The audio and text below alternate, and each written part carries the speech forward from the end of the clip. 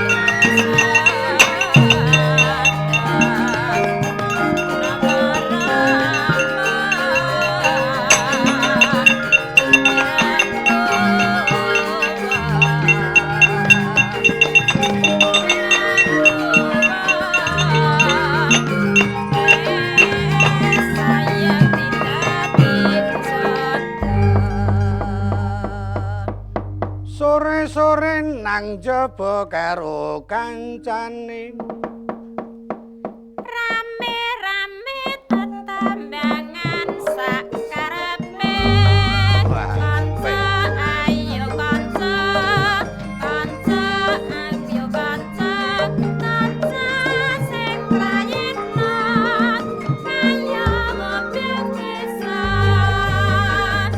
sawang sing marah-marahi mentas saka toko arek simpeng aku pirko minggir mas minggir mlipir awas lihatlah aku menari tariku bila lokon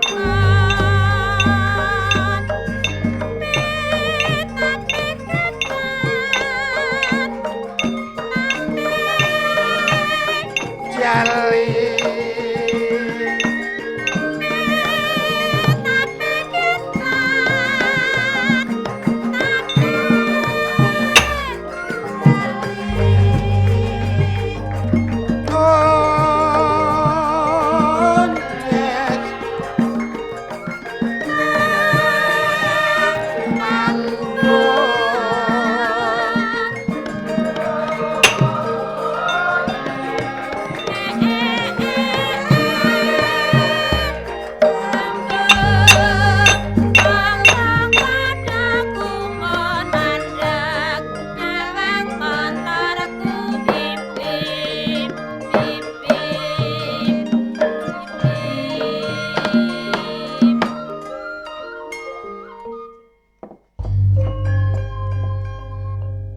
rengeng-rengeng jenenge lagu campursari sinambi tunggu Kang Gareng karo Bagong sing jenenge gawean tunggu iki pancen ngrekoso ten becik luwih apik sing ditunggu tinimbang sing nunggu lah wong Kang Senan jam 09.00 kok ya agek klithih-klithih jedul tak rasa-rasake pancen sing gareng-gareng wong sing jenenge gareng wong mambeng iki ya ora mulih lah kok teko kok ngantek yane iki genah nek ya bola-bali cakne gegeden Kamukten wis gablek duit kowe ora kok sarane turu ning hotel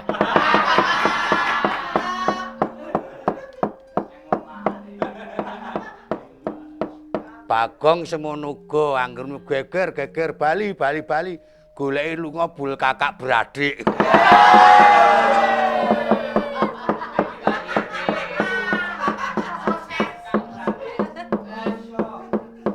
Aku cok mangkel karo sing menungso-menungso.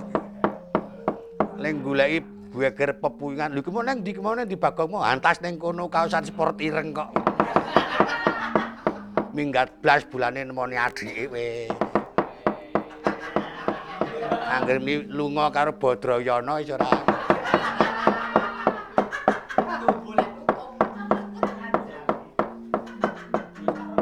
Lagu Campursari iki nek dirasa-rasake ya kepenak ning tak baleni meneh sing jenenge pengolah kurang iki ya pancen ya nyata.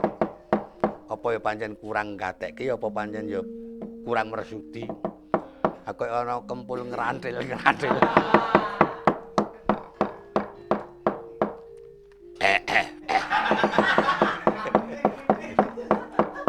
Nembe rawon, Mas. Ya, serem mambengi. Wah.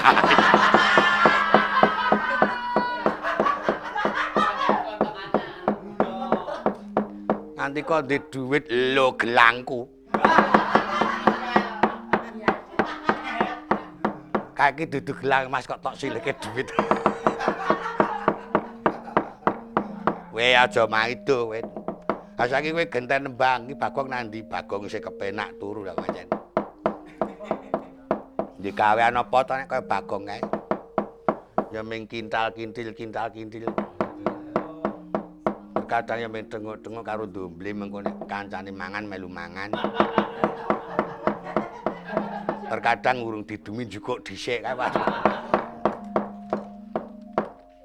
Ngrasani ala. Angger muni krumpul-krumpul buta nyatur gambleh. Lho. Wong ki nek padha ngrumangsani dadi sedulur tuwa rumangsaku sok saenake dhewe ngrasake wong enom. Sing jenenge Bagong ki nek ndi-ndi mesti elek. Ora ana jeneng Bagong kok apik ki ora ana. Ya elek rupane, ya elek tekone ya. Elek jenenge. Oh nek jenenge apik dhewe aku. Apik dhewe aku.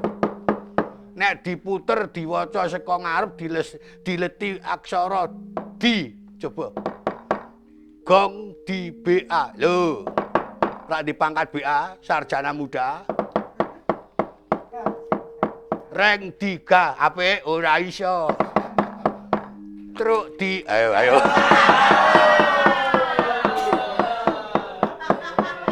Diacukno gajul sisan. Saenake dhewe wae truk di. Lho tegese iki truk diep ngono lho ora.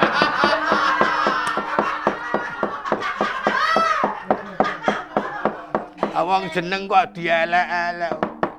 Genah jeneng Matis kok. Kok ngono kok le mriki Matis. Ya arep muni jeneng Bagong, jeneng Bagong kuwi nggo peparap kok ora ngrasake ne. Mungguing tekone sing Bagong kuwi apik dhewe. Samu barang lir.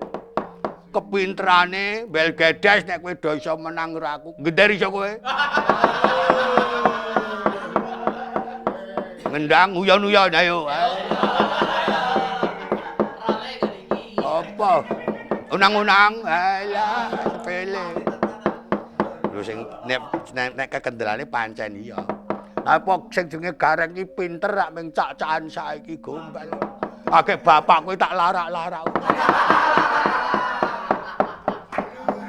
Akeh ngendang unang-unang sing ra sing marahi aku ora. Wah iya ya.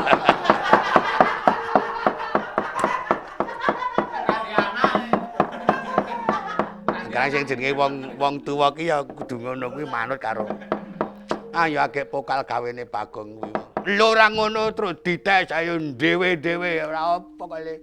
Sing jenenge Petruk Pintro kemen ana kancane melu ngili.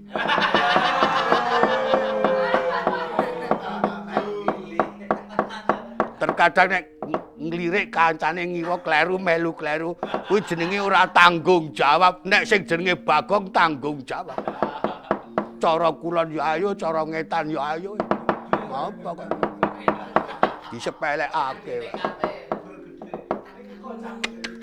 Ayo.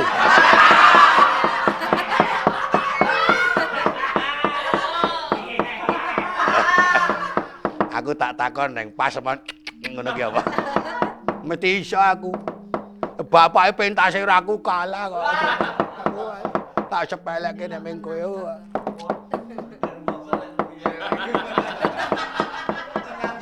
Lelenge kae. Mula sing jenenge Bagong ki pengangkae iki ya palakrama meneh wong. Gak do ngomongke men dirungokke wong sejagat. Ora ngrasake kene pentas nyelo-nyelo tak jabul siji nusul wae.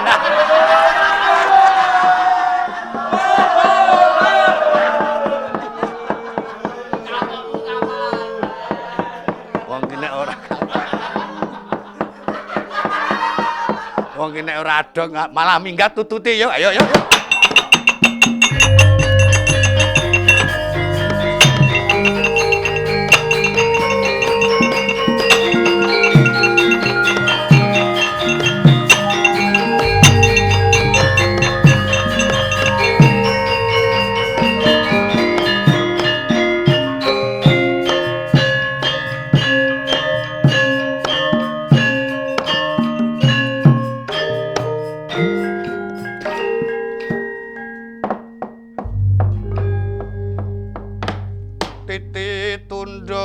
Gagating ngarang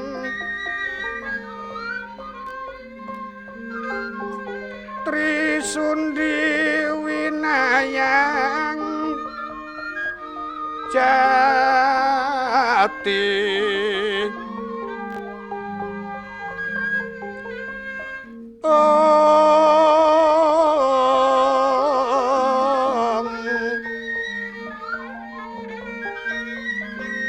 Kapat mongko kalima candala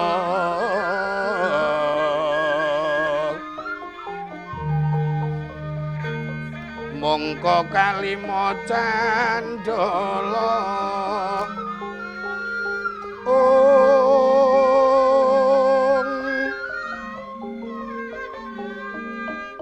leng-lenging jagat sanyata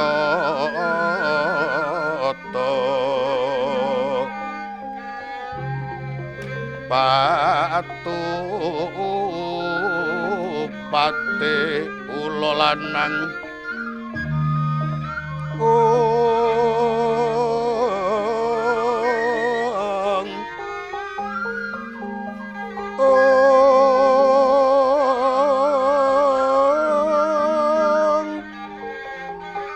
pangiriting kebodungkul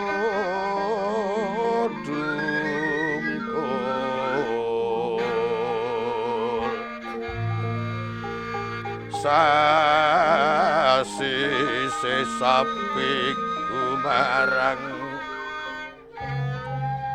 sasi sapi kumarang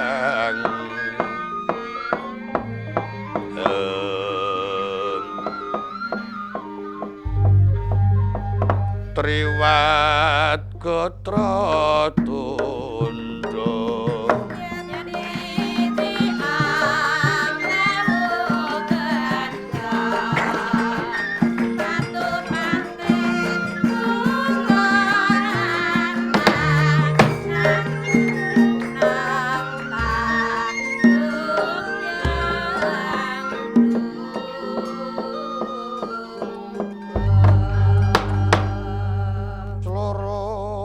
glagar wardawening sirep kocapa gara-gara ana swara kang tanpa una tanpa nida lamun jinarwana ngibarata sloka-sloka celeng inten bumi kapendhema sak dedeg sak pengawise ketingal mancur tejanira ingkang murwani lan ingkang mungkasi gara-gara mung sajuga wulu cumbu ing Madukara ingkang didhangka wonten ing Karang Kabulutan kepareng peparap Ki Lurah Semar Badrayana.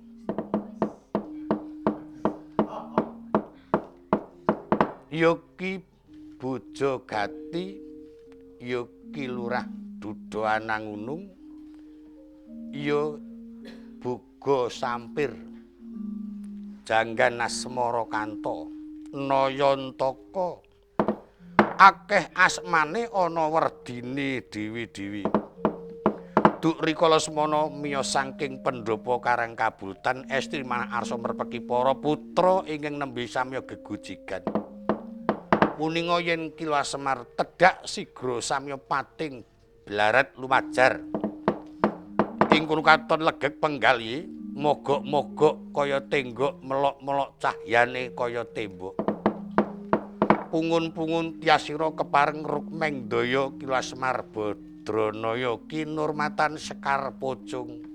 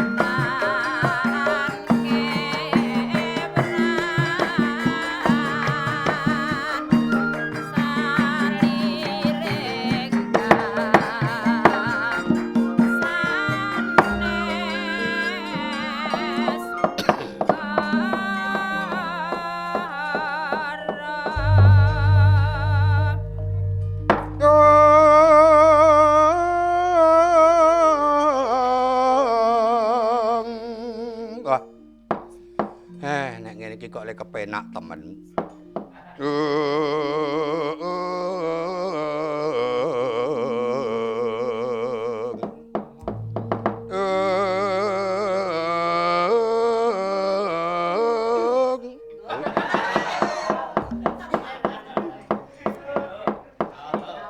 Nek ngelik elek sing jenenge Semar kuwi ana ngendi wae pancen dadi wong sing ketengen. Mungguing ibu-ibu Waranggana awit angger metu jedul kurmatakum Semariku. Pamomong wiji ratu. Ana ngono kuwi ora ana ta Durma iku.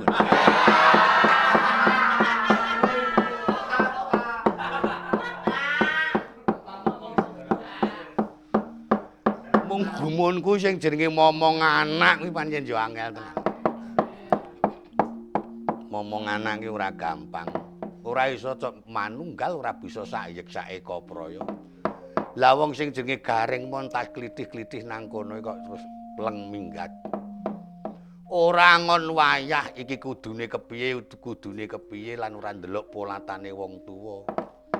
Terkadang tengah wengi ngebis ngetigi ngulon. Njur ya ngapa gumun. Sing jenenge Bagong sing unglak-ungluk lemune ra ilok-ilok. Nek Gojek ora kaya dheweke, nek nyambut gawe kaya tekun-tekun mono urak-urik urak-une ya kemau rokoke Pak.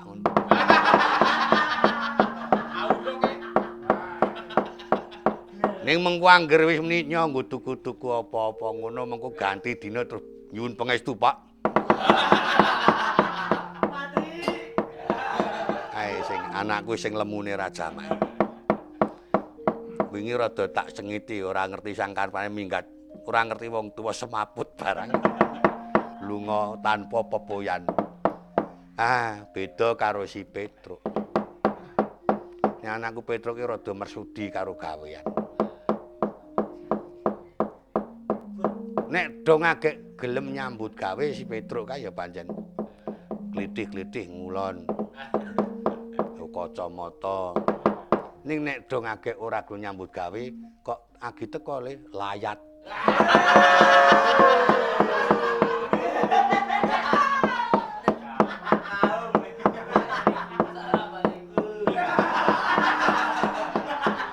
Bocah-bocah pirang-pirangan. Padha iso bedhek kae teko sore kae mesti layat lah tenan. Lah iki monta padha grumpul-grumpul ana kene grombol-grombol padha pating begijik, padha pating cekiki karo Garing karo Petruk lan Bagong. Kok bapakne teko terus ilang tak kedhepake. Lagi menyang endi? Nala garueng Petruk. Bagong, kowe do bali ya bendaramu Janaka ora ana kancane. Yarpo kepiye-kepiye nek ora tak sawat ngau gending bocah ki cok ora gelem bali. Awit kesenengane janji wong tuwa gending, syukur mengko aku karo Juget cok gelem padha nyerak. Tak tintingne gending. Miling-miling nek apa wis arep wong tuwa kan nek gelem klitian miling-miling mengko bisa kelakon nemu gaman. Ora nemu gawan lading bisa kelakon weruh lakuning maling. Kuwi hasile wong klitih-klitih ya. Kloyong-kloyong nek ana hasile iso tuku gong. Nek ora ya gadhekke. Mlayu-mlayu nek oleh wong ayu.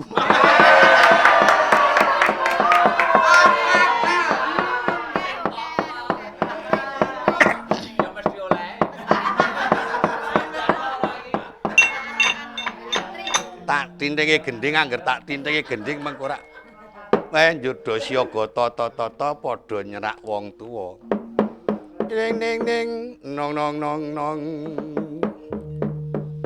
Awas.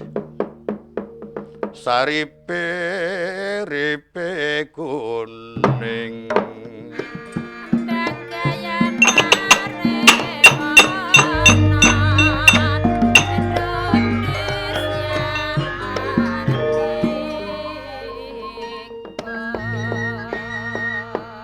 lagu lawas ning kepenak jenenge Gending Kembang Gayam. Angger sing gending aku yo sing nembang mbokne ngono wis ora. Kita mah nimbulake sengkeling pamikir.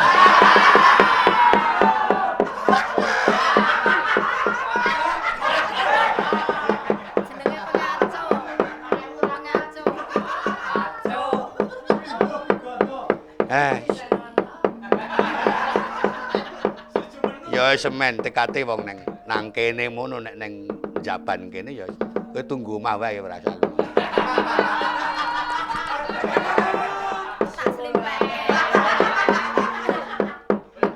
Ayo padha dibacutake le Gending.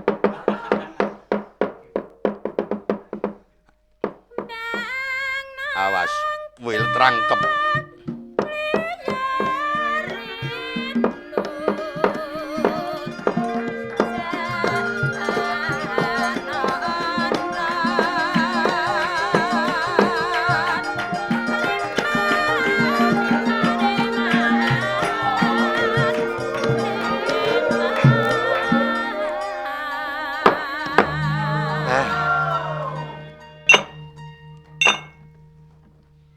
Tanduk maneh. Yen jan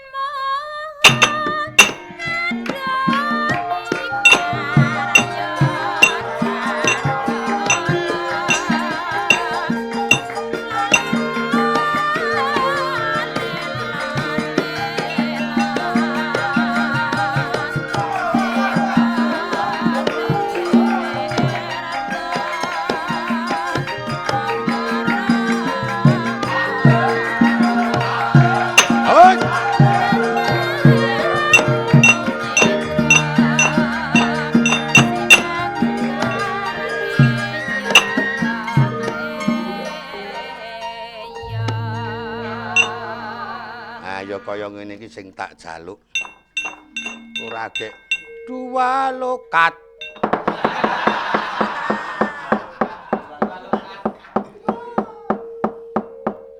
Kira do angler iki aku. Angger sing gending anak-anakku, cak-cakane bisa akur, do ngagek normal pikire. Nek muni kagol ora dinenehi nuk ya. Hawane sewat iki wis ting glenik.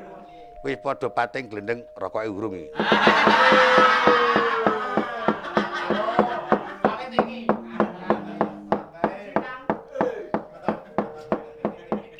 Ayo dibacutake aja nganti dicabut tengah-tengahan ngono ndak. Ora enak.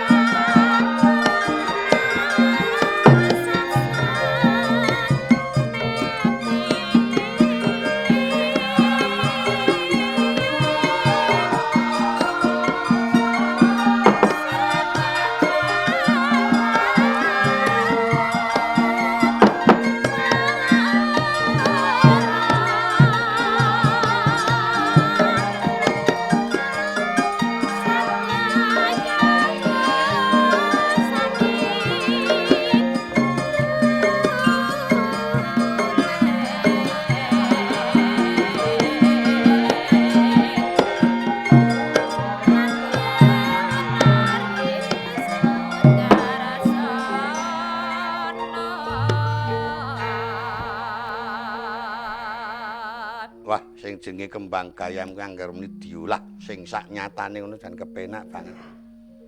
Gendinga sing apik tur sing aku seneng. Nggih, sendika.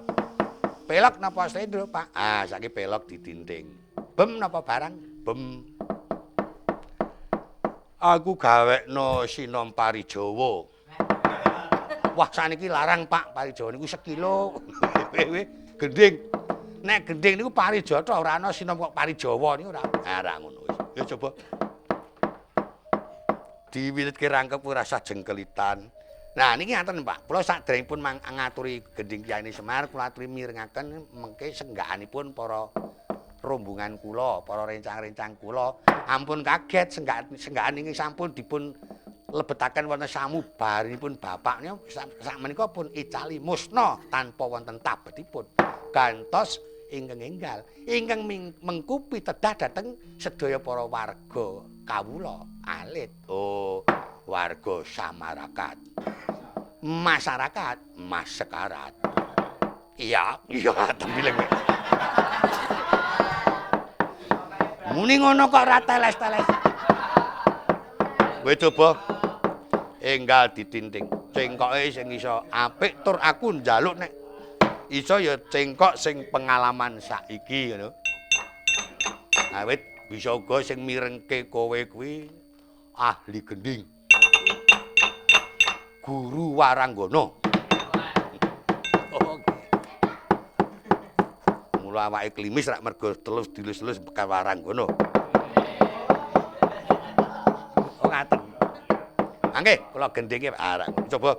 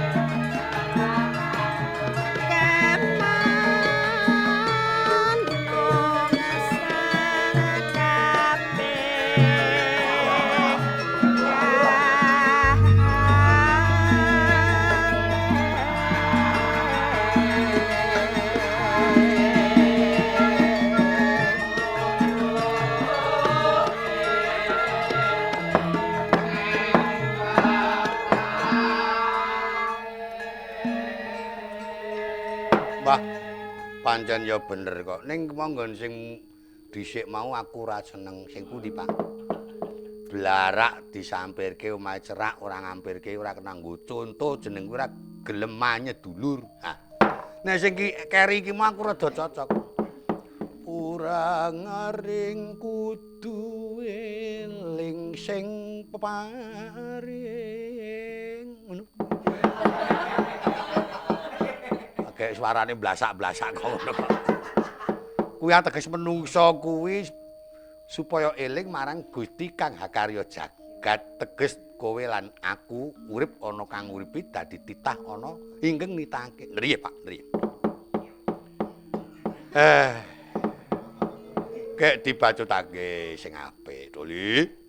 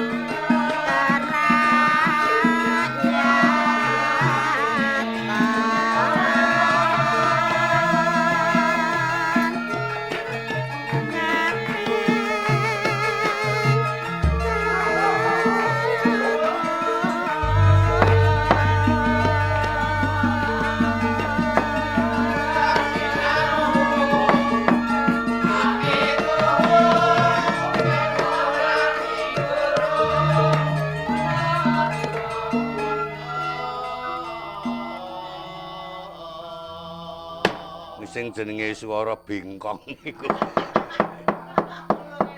Ngono.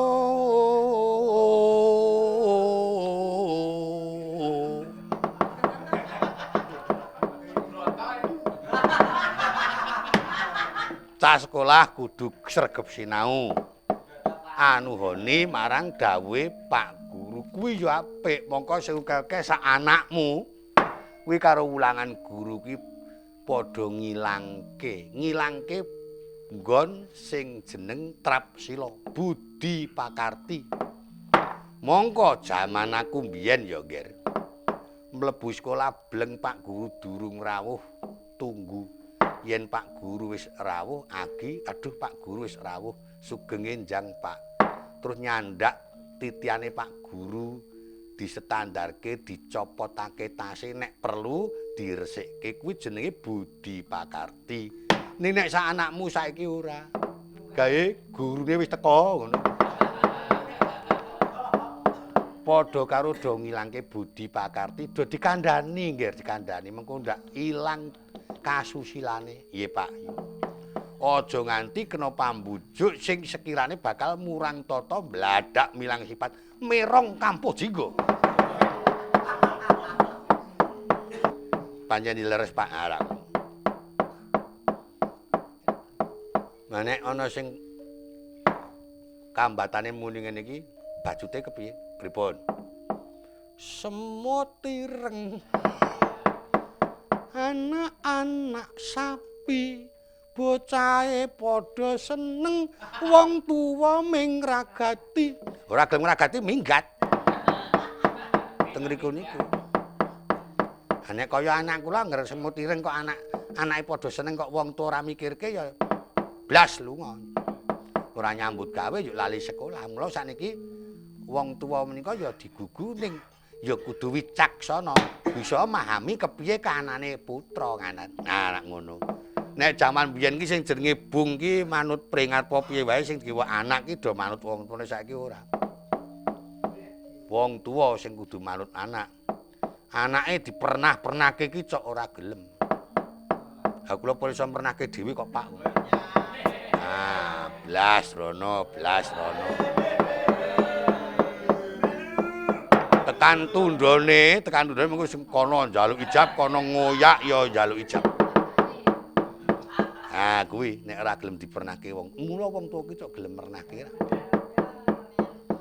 Mula kandhanana para kanca-kancamu nek do arep kepengin kaya mengkono njaluk supaya dipernahke bapak.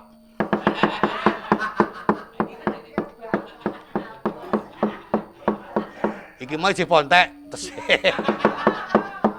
Dintekke engko ndak dicolong wong.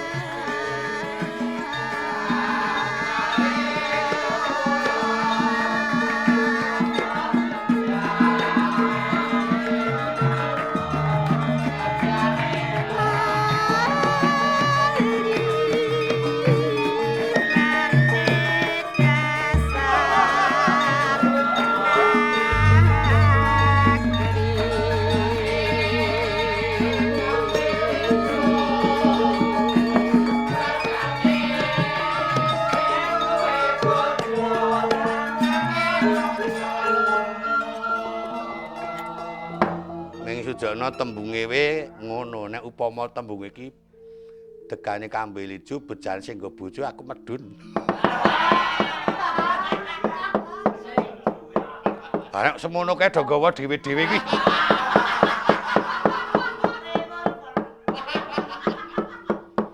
Len dadak nusul nang pring singset.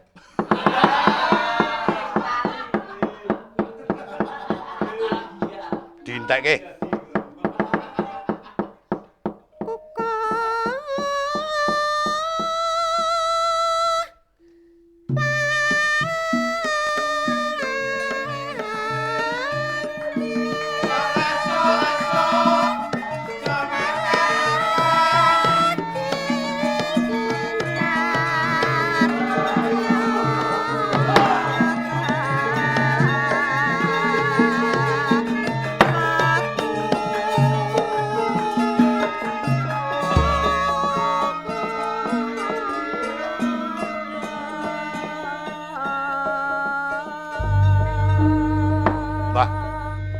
pancen ya kepenak tenan kok senenge gending angger muni di tabuh para anak-anak mongko panabu iki bisa lirih tur harampak ngono ki ana pikir kaya nganyutan.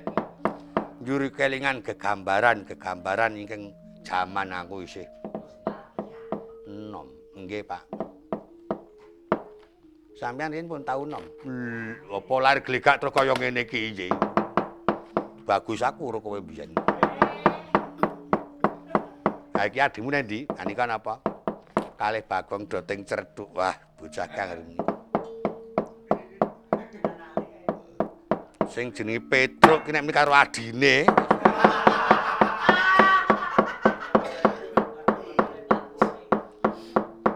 Yo ketok padha renteng-renteng runtung-runtung. Nggih, Pak. Ya karang sing jenenge adine iki wong wetu iki bakal nampa kabejan ngono.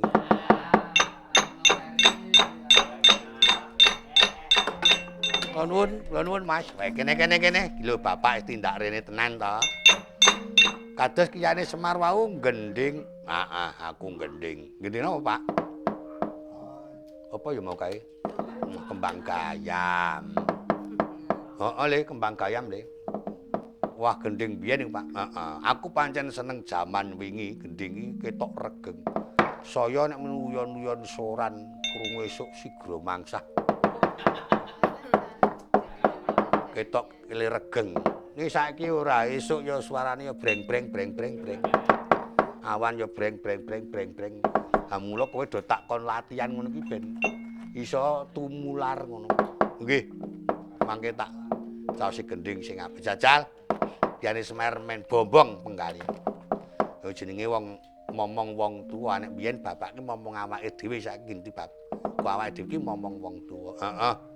Apa penjaluke bapakmu kudu dituruti. Aku momong kowe saiki kudu angsum bulu bekti karo wong. Iya apa? Apa wong tuwa kok ngono. Monggo nek bulu bekti ora cocok ora gelem ae. Bocah-bocahane cok dora. Angger padha munjung panganan sing kira-kira ki aku seneng sak uru dipangan dhewe dhisik ae.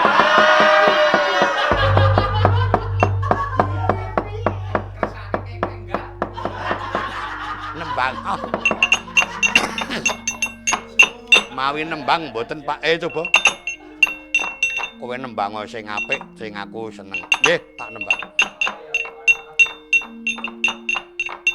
Mang midhangetke Pak niki nggih Pak paringane Bapak. Coba.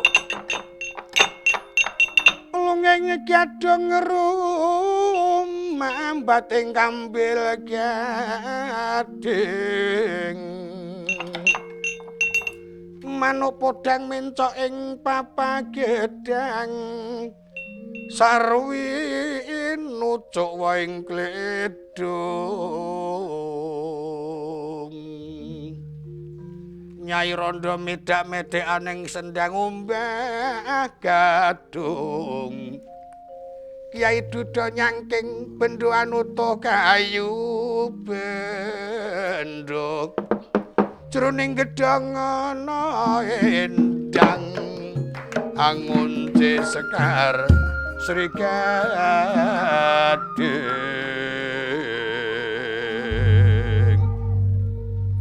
Yang-byongnya putune mongen-mongen biyung.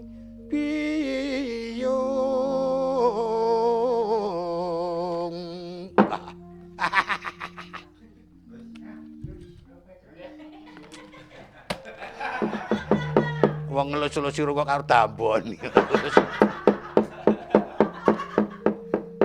Apik suaramu.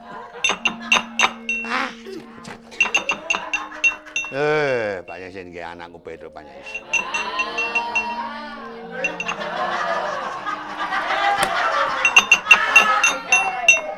Aku malah dinehke aku ling ngelus-elus. Banyak sing nggih Pedro. Sak tiba malange ketoke bocah dengkayek kaya ngono.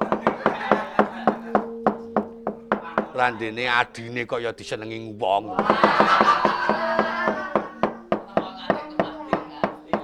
Gending sing apik. Nggih, tak gending. Gending gagah napa sing alus, Pak? Ah nek kaya kowe iki poremu apike gagah, jalaran kajukuk wandamu ki wanda gagahan. Wangsul teng sanga malih nggih, Pak, patete Jawa. Gendinge apa? Nganu ladrang mawon, Pak. Ah. Nika ben ninting saka bonang grompol. Ah kuwi ya apik.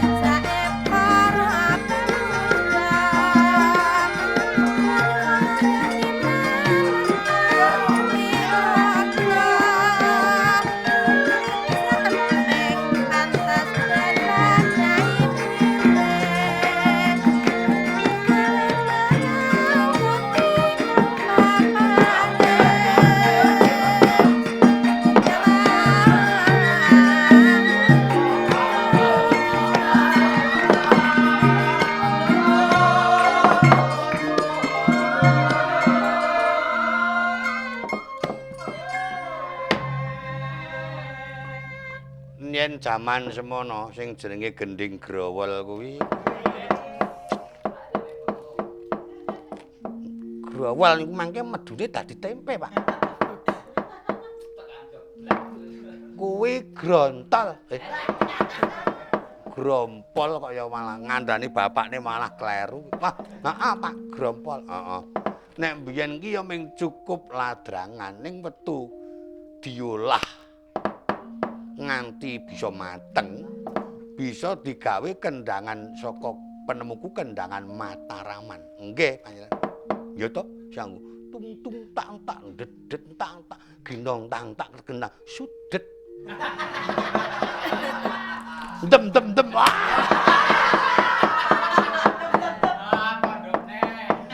Oh ngendang kowe ora teteh ngono kok. Sudet-sudet ki apa? Kok leren iki mau dek dhisik mau nganggo tembung aku ora patek mudeng. Omawi sing tembung niku etobil bapakne. Heeh, heeh. Tobil bapakne ning apa Dik, ning apa Dik. Mong nek mbiyen kira tembung Dik iki. Ning apa Mbok, ning apa Mbok. Aku jenenge niki pondolah ngaten nek jaman biyen ra isih mentah. Heeh, mbek mbok mbiyen ya mentah kok.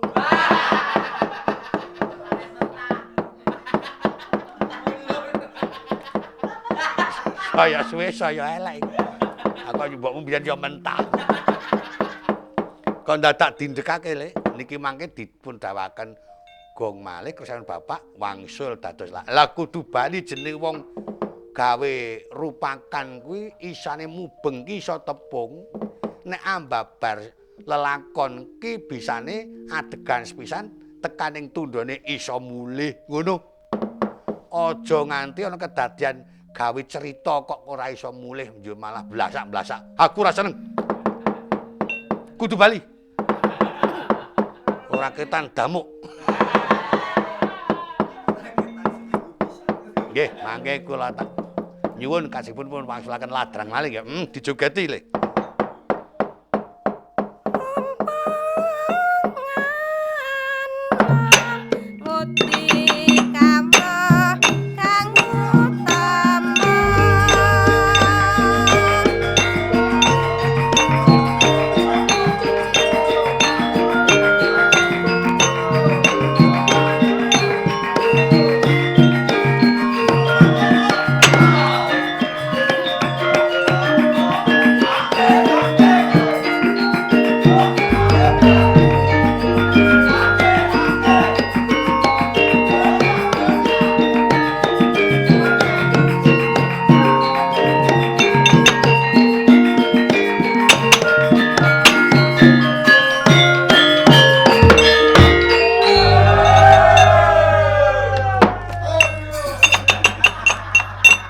apa ya kok grubyuk-grubyuk. Alah, mbok dadi anu kuwi le ngegongke ki aja surak-surak nganti aku geragapan. Tak kira nek ditinggal kanca-kanca. Oh, kemah kelalen turu. Sekarang kelalen bobok nang kono kae mah. Sapa sing nyolong wungkus aku? Oh, alah gong bagong. Teko-teko sing tekokke kok kuwi sing saiki urung mau to. Nek mau wis entek iki urung oh tak kira nek ilang.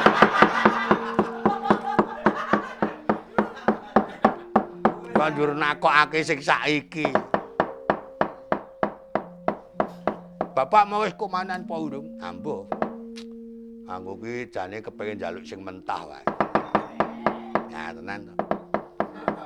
Kiyaine Semar ki cok kok ngono kuwi. Anggem ora kersa dahar ngono yo njaluk sing mentah mengko dene mentah wujud barang sing kena dolah ora gelem duit. Kaya kuwi.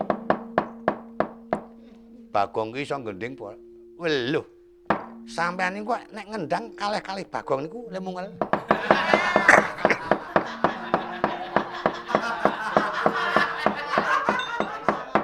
Dapure kowe blek. Kok ngono domongke Rama. Lho kabeh wong aku ki ora iso goro.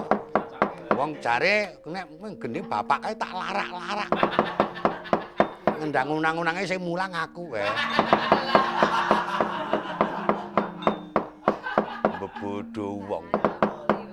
Ha wong aku ki tau kongkrus e. Njur mengko wong kaya ember kok ngono. Bayi misore kocok ngilani wong tuwa. Ling iya apa ora? Wong nyatane nek do ngagek latihan kan ora tak kandhani ya blasakange kok. Nyelo-nyelo. Mbok yo ngakoni goblok ngono. Aku upama isih rasa tak gajul. Ha ning aku